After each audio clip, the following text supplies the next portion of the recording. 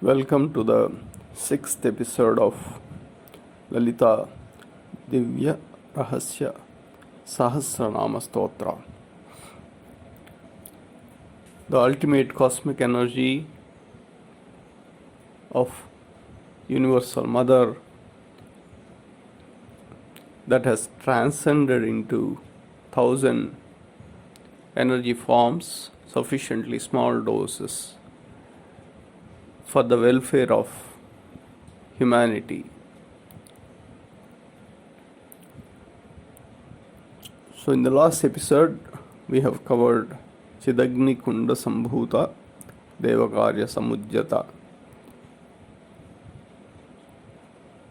So the next sloka is Ujjadbhanu Sahasrabha Chaturbahu Samanvita.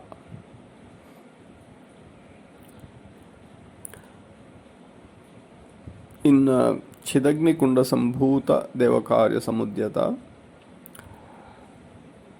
the four faculties were reset, and the balance of forces, positive forces and negative forces, were established. This was explained based on the concept of dharma and adharma. Now what is the proof, what is the yardstick that this balance was established? So that proof was highlighted by Ujjadbhanu Sahasrabha.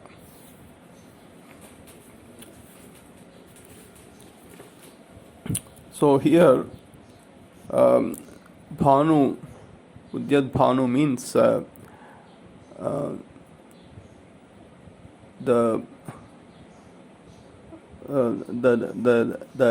light that was reflected during the sunrise, the infrared rays. So it reflects the sunrise conditions. And Sahasrabha means 1,000 such. The light or the radiation that corresponds to 1,000 such sunrises is Sahasrabha. So right in the beginning we have discussed the 7 planets, 7 physical planets are represented by the 7 chakras in our body. The Muladhara chakra corresponds to the planet Sun. So essentially, Ujjadbhanu Sahasrabha, meaning once the faculties were reset, for this karmacharana or action to take place again, sufficient dose for the 1,000 meaning the different combinations in which the reunification of northbound and southbound forces has to take place. So for this reunion to take place, that is 1,000 different forms, so the corresponding energy was supplied from this Muladhara chakra, that is rising sun. So meaning the faculties, once the faculties were reset during in the process of Chidagni Kunda Sambhuta Devakarya Samujjata, a sufficient dose is available for the faculties to carry forward and do karmacharana. How much sufficient? What is that sufficient? For again up to 1,000 different ways of this reunition that can take place. So that much nourishment is available from Ujjadbhanu Sahasrava. So that's what this nama means. So clearly, the opportunity is given to faculties to carry forward. Opportunity is given to the forces, that is dharma and adharma, to carry forward, and sufficient nourishment is given through Ujjadbhanu Sahasrabha.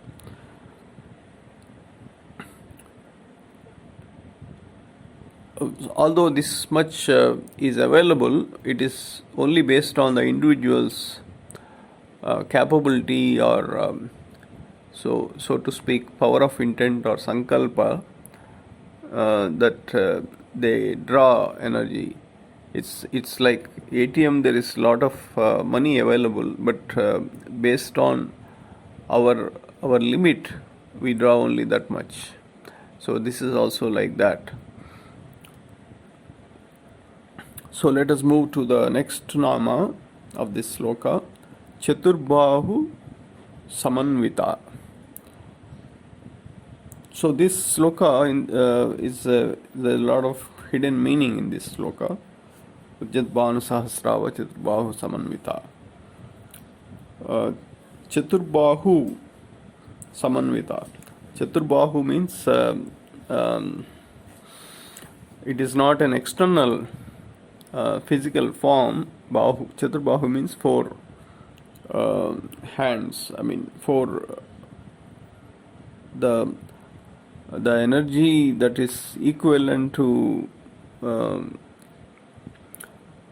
equivalent as if it is, if we have four hands, how much energy or work we can do, equivalent to that much of work or energy hidden, that is called Chaturbahu.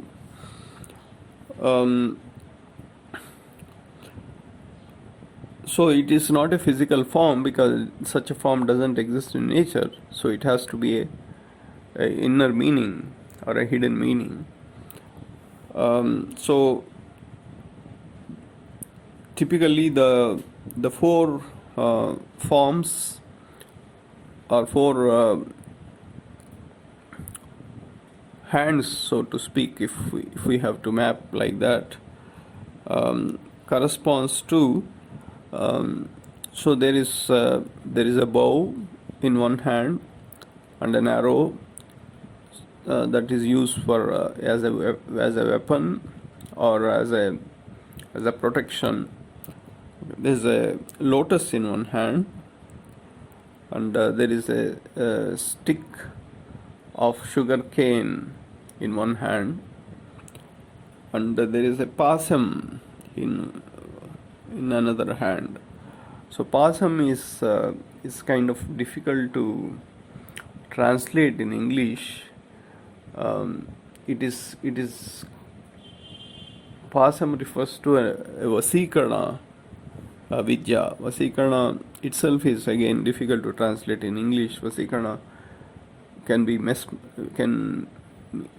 be equivalent to mesmerizing, spellbound, or bewitching.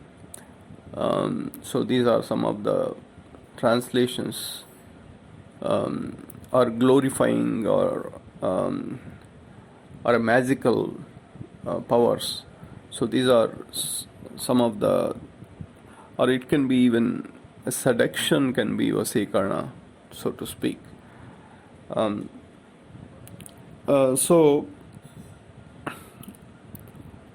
So what are these four refers to? There is a weapon. There is a Vasikarna. There is a nourishment in the form of there's a weapon in the form of a bow. There's a Vasikarna in the form of pasam, and a nourishment in the form of sugar cane stick, and and upasana or training in the form of lotus. So these are the four um, uh, these are four characteristics of Chaturbahu Samanvita. So this needs to be further explained.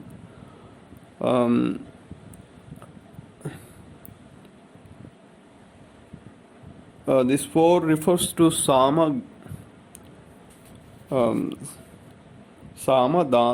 Beda Dandopayamulu.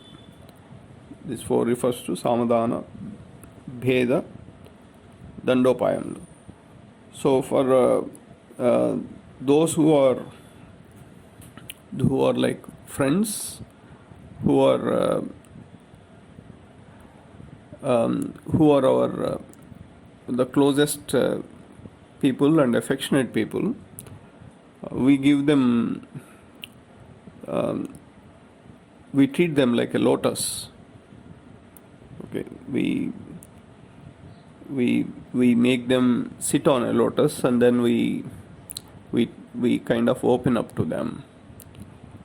Similarly, those who do not like to listen to what we say, we try to seduce them, or we try to control them through some magical powers, that is Vasikarna, that is Pasam. And those who have a unconditional trust with us, we try to give them the nourishment, that is sugar cane. And those who have animosity, and those individuals whom we cannot, they cannot be transformed from by any of these means. That means even if after giving them the lotus flower like luxury, even after giving them the nourishment, even after trying to vasikarna them, if all this fails, then we try to use the last option, that is a weapon, trying to use the weapon to bring about the transformation. So these are Samadana, Bedha, Dandopayam, the four ways in which these actions can be performed. So in Treta Yugam, in Rama has applied exactly the same four characteristic, four principles in his action or karmajana. He has those who have animosity with him, like Khara, Dushana, Maricha, Subahu. So he has used the weapons, Kodanda, and then he has transformed them. So Vibhishana and Ravana, he has applied the Bedha, that is the Vasikarna, and then separated them, and he got the help from Vibhishana.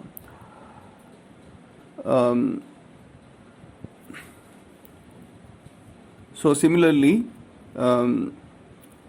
he has killed Vali, and the entire kingdom of Kishkinda was donated to Sugriva, that is Dana. So in this he has used the nourishment. So similarly, for Bharata, he has, in spite of asking him to return back to Ayodhya kingdom, he did not, and persuaded Bharata to continue with the role of ruling the kingdom. So that is Sama. So he has persuaded him, that is Sama. So hence Samam is like lotus, Danam is like sugarcane nourishment, Bhedam is like Vasikanam or Pasam, and Dandana is like a weapon. So this, let us see this in a different perspective. So based on the capability of individual, so these four are being assigned. So lotus means it reflects Brahma Tattvam or Brahmana. So sugar cane or nourishment refers to the business community or Vaishyas. Pasam or Vasikarna refers to the warrior community or Kshatriyas. Then the Kodanda or weapon refers to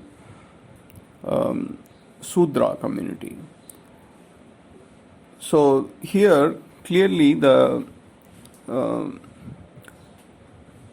dharma, the balance of dharma that was established in Chidagni Kunda Sambhuta Devakarya Samudyata. So this the next step. Here it proves that was the balance was established because the four communities were being highlighted in this nama, that is Chaturbahu Samanvita. This is exactly what Krishna also said in Bhagavad Gita, Chaturvanna Maya Srishtam. So these are the four communities corresponding to the four characteristics, that is lotus, then the weapon, then the Vasikarna, and nourishment. So based on the capabilities of the individuals or the choice that was chosen by the individuals, this division was performed.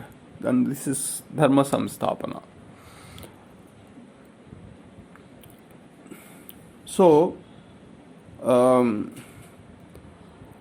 here I think it has to be understood very clearly that Brahmana doesn't mean that it doesn't come by birth. It neither Sudra or Vaisya or Kshatriya. All this is by practice that comes. That's why Krishna in Bhagavad Gita said.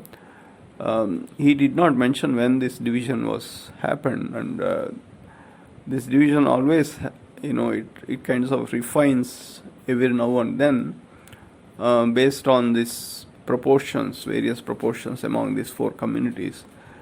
So Brahmana doesn't mean that by birth, if a person is born in Brahman family, does not automatically necessarily mean that he or she is a Brahman. It is only by practice that those who know the Brahma Tattva are Brahman. So even the person is born in Sudra family, but that individual knows the Brahma Tattva, then he should be considered as a Brahman. And this is exactly, there are many examples to highlight this hypothesis.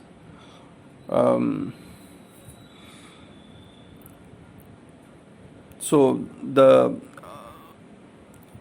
Adi Guru Dakshinamurti in Ramayana, he has assumed the role of Sudra in many occasions. Um, and similarly, in Bharata, Shiva has assumed the role of Kirataka during the fight with Arjuna. Okay. Again, in Bharata, Ekalavya was um, was a kind of untouchable, but his capability is much higher than Arjuna.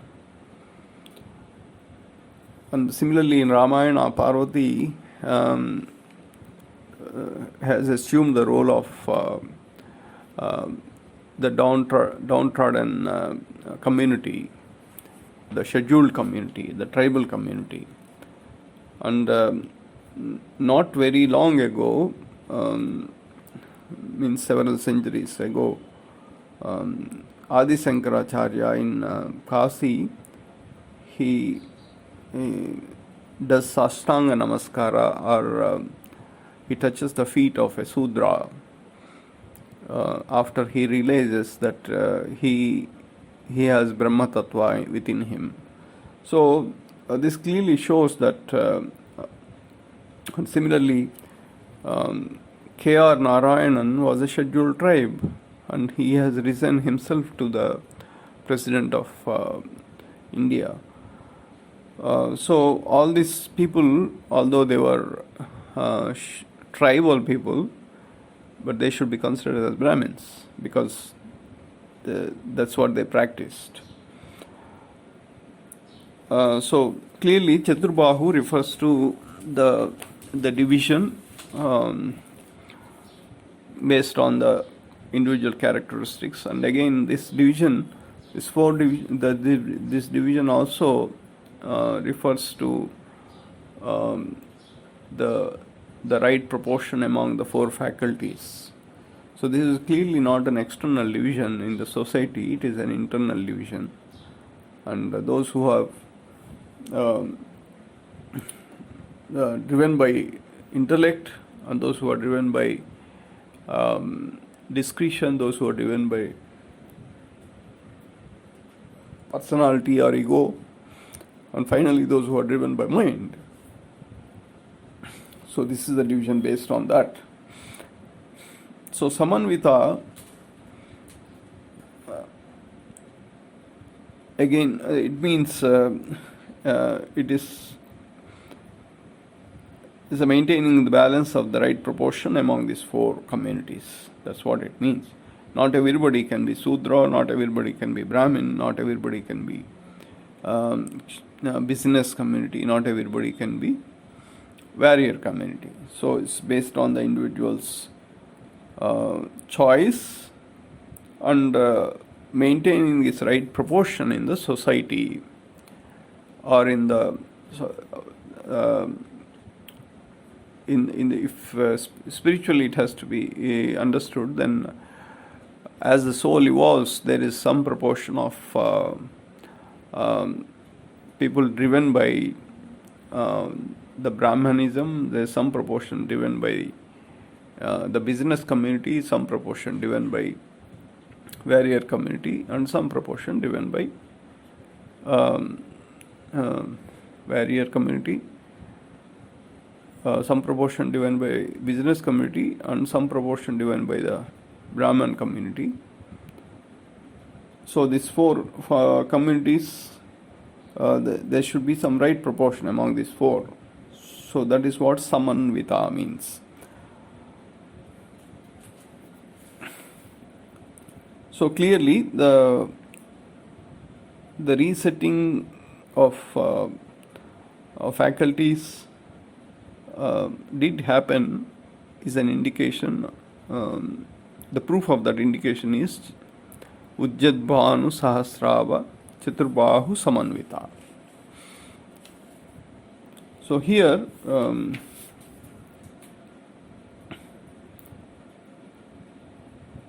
Ujjadbhanu Sahasrabha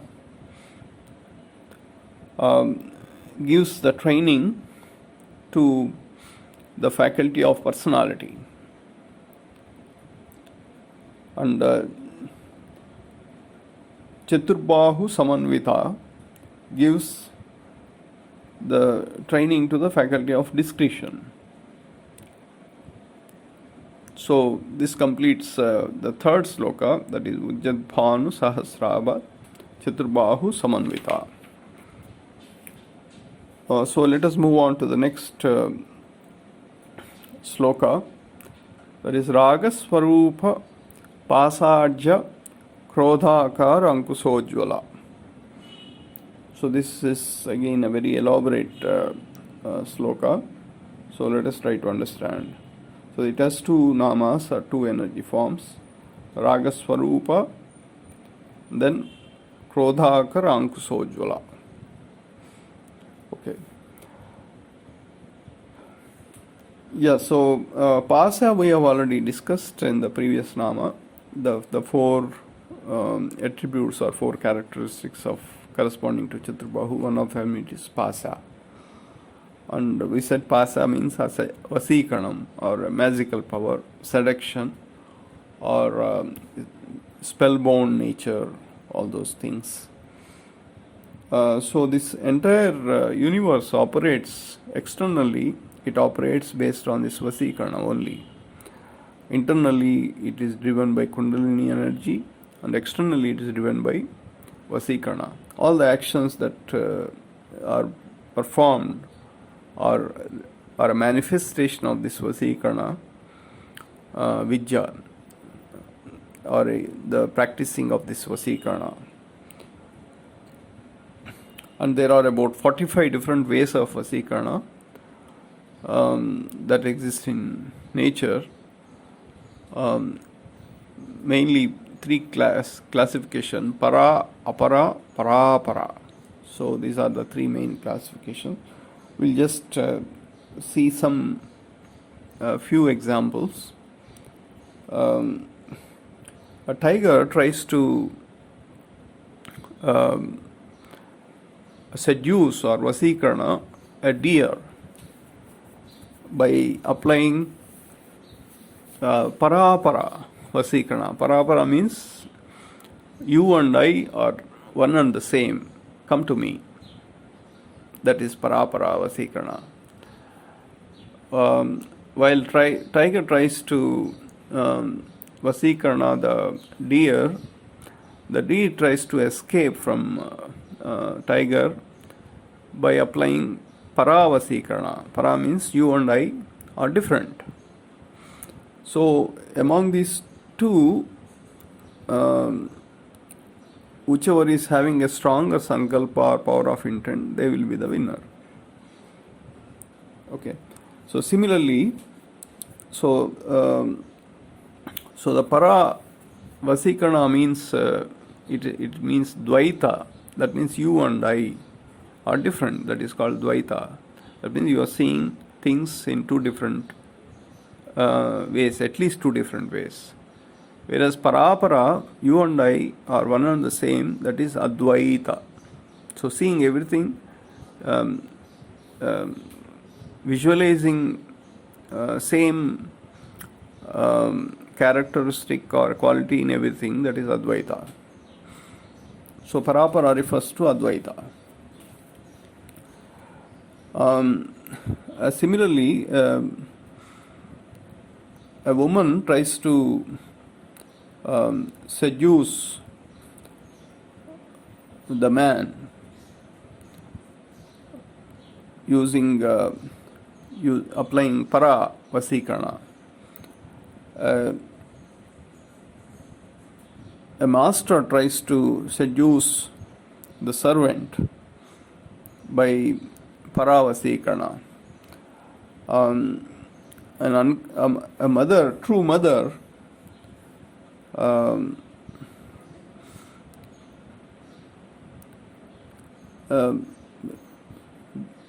gets moved unconditionally, surrenders to the baby, seeing the innocence of the baby.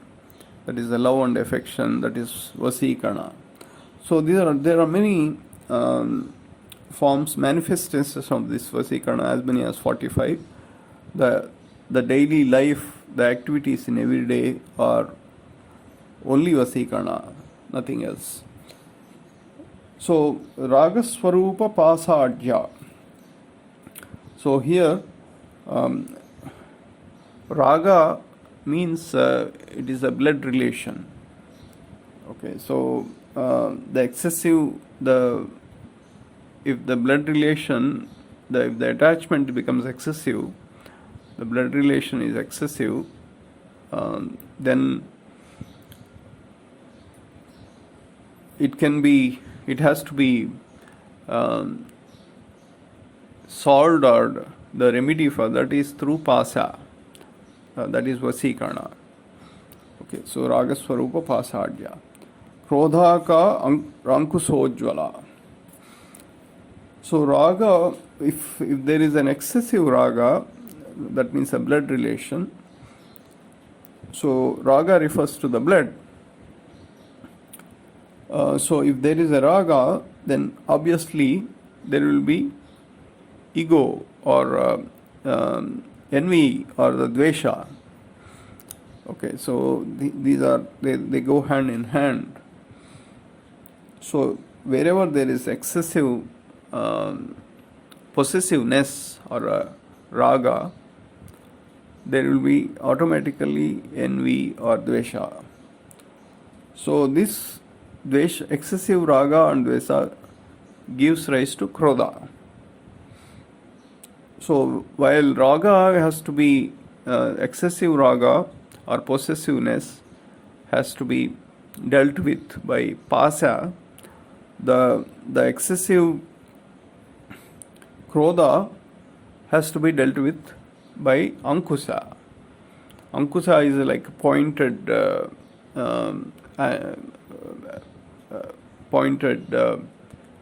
so to speak, a tool that was used to, that is used by the people who ride on the elephant to control the elephant. So by pressing on the elephant, top of the elephant head with this pointed tool, they can control the elephant. That is ankusa. So while raga has to be controlled to the pasa, the krodha has to be controlled by ankusa. So wherever there is excessive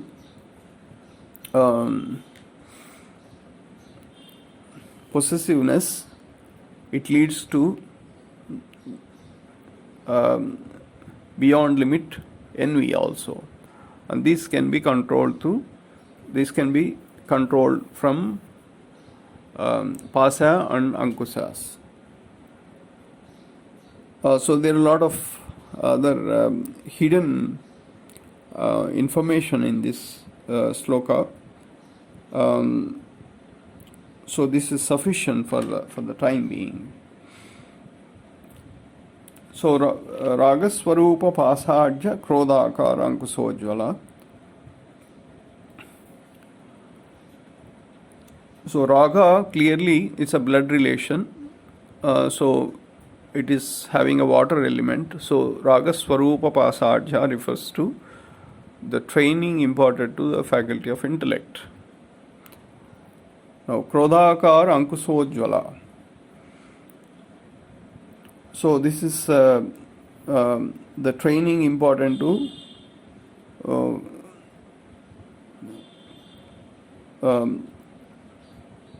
faculty of ego or personality. So this completes Ragaswarupa Pasadya Krodhakar Ankusojvala. So the remaining we will see in the next episode. Thank you.